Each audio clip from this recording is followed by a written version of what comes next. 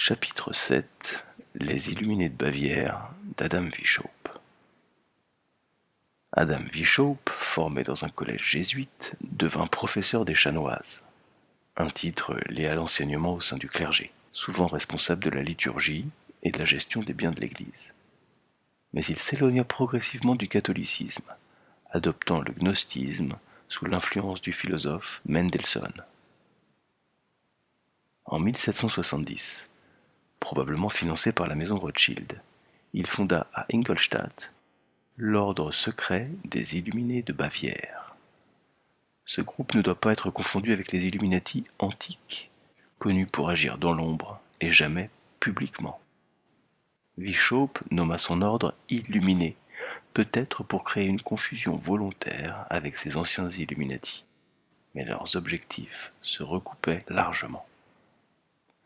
L'organisation des Illuminés de Bavière reposait sur un système hiérarchique secret, divisé en 13 grades symbolisant les marches de la pyramide visibles sur le billet d'1 $.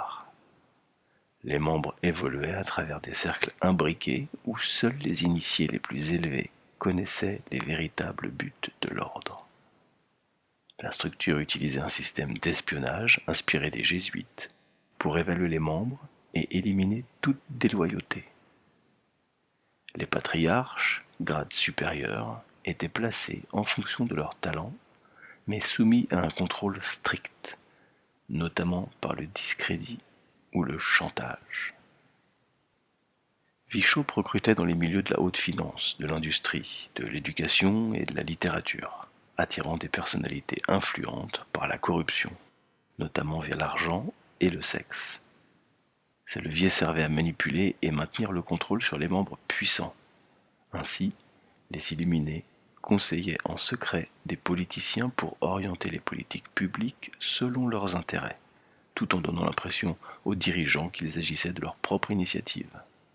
Leur discours officiel prétendait vouloir débarrasser la société de ces maux et ramener l'homme à un état naturel et heureux, ce qui impliquait la remise en cause du pouvoir monarchique et religieux, suscitant ainsi une forte opposition. Le secret absolu était la règle, car leur idéologie révélée dans un document connu sous le nom de Nouveau Testament de Satan exposait des méthodes de manipulation très précises. Ce document, rendu public accidentellement en 1875, après la mort d'un messager des Illuminés, détaille une stratégie pour dominer le monde. Il recommande de semer le doute, la discorde et les points de vue opposés pour que la population perde confiance en ses propres opinions, se désintéresse des affaires publiques et accepte de suivre la direction des Illuminés. La presse doit discréditer les non-initiés dans les domaines religieux et politiques. Le texte prescrit également d'exacerber les faiblesses humaines, encourager la haine, la discorde, les crises économiques et sociales afin d'épuiser les peuples au point qu'il n'est plus d'autre choix que de se soumettre. Il faut combattre les fortes personnalités, souvent porteuses d'idées créatives et dangereuses pour l'ordre. L'objectif est de miner les piliers de la liberté, justice, élection, presse, éducation, afin de maintenir le contrôle total.